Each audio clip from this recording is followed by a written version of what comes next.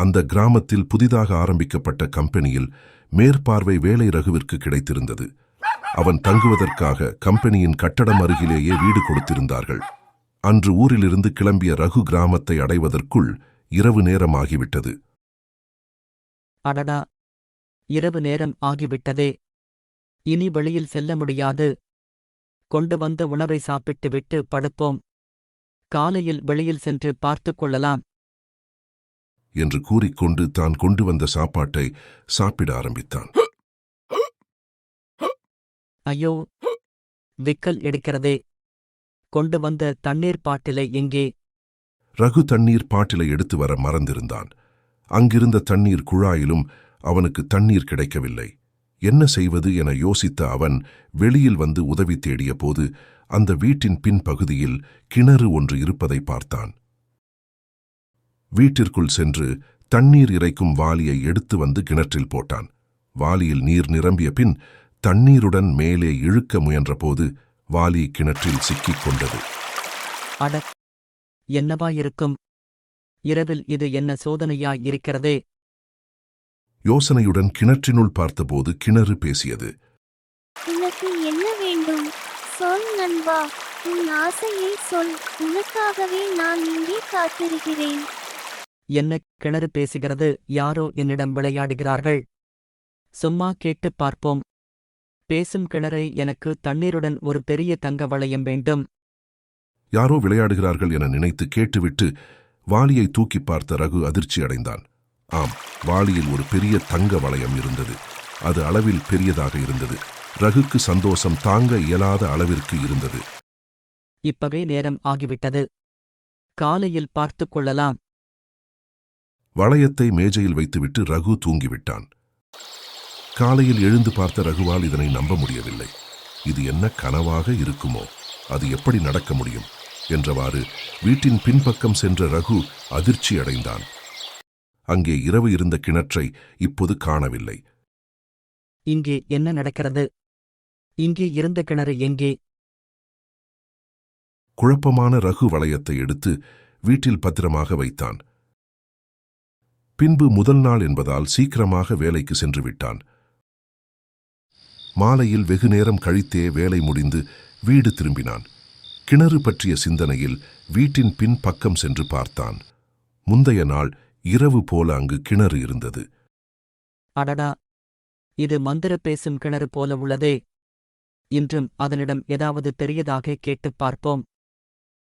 முந்தைய நாள் போலவே தண்ணீர் இறைக்கும் வாளியை எடுத்து சென்று கிணற்றில் போட்டான். கிணறும் வாளியை இழுத்து வைத்துக் கொண்டு, என்ன வேண்டும், உன் ஆசையை சொல் எனக் கேட்டது. மந்திர கிணறை, எனக்கு இன்று நிறைய தங்க காசுகள் வேண்டும். அதன்படியே கிணறும் வாளி நிறைய தங்க காசுகளை கொடுத்தது. தங்க காசுகளை பத்திரமாக எடுத்து வைத்துக் கொண்டு தூங்கிவிட்டான் ரகு. மறுநாள் பொழுது விடிந்தது. ரகுவின் நண்பர்கள் அவனை பார்க்க வந்திருந்தனர். அட, வாருங்கள் நண்பர்களே, எனக்கு வேலைக்கு நேரமாகிவிட்டது. நாம் மாலையில் பேசிக்கொள்ளலாம். இன்று இங்கே தங்குங்கள். இல்ல நண்பா, எனக்கு முக்கியமான வேலை இருக்கிறது. நான் அப்புறம் வருகிறேன். அப்படியா நண்பா? இதோ இதை என் பரிசாக வீட்டிற்கு கொண்டு செல். ஒரு நண்பரை மட்டும் வீட்டில் தங்க வைத்துவிட்டு ரகு வேலைக்கு கிளம்பினான். வீட்டிற்கு சென்ற ரகுவின் நண்பர் பரிசை திறந்து பார்த்து சந்தோஷத்தில் அதிர்ச்சியானார். என்ன இவ்வளவு தங்க காசுகளா? அப்போது அவரின் பின்னால் நின்ற கிணற்று பேய் அனைத்தையும் பார்த்துக் கொண்டிருந்தது. அது என்னுடைய தங்கம். அதை நீ திருடி வந்துள்ளாய் என்று கேட்டு ரகுவின் நண்பரை அடிக்க ஆரம்பித்தது. ரகுவின் நண்பர் வலி தாங்காமல் வீட்டை விட்டு ஓடினார். பின்பு ரகுவை போனில் அழைத்து அனைத்தையும் சொன்னார்.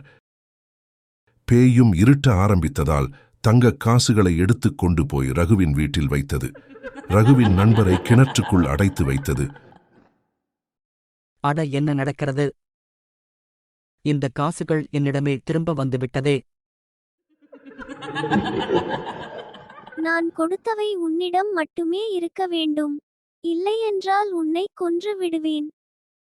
ரகு என்ன செய்வது என புரியாமல் கிணறு நோக்கி ஓடினான். அங்கு அவன் நண்பன் குரல் கேட்டது. காப்பாற்றுங்கள், காப்பாற்றுங்கள். இப்போது நான் என்ன செய்வது? என் நண்பனை காப்பாற்ற வேண்டும்.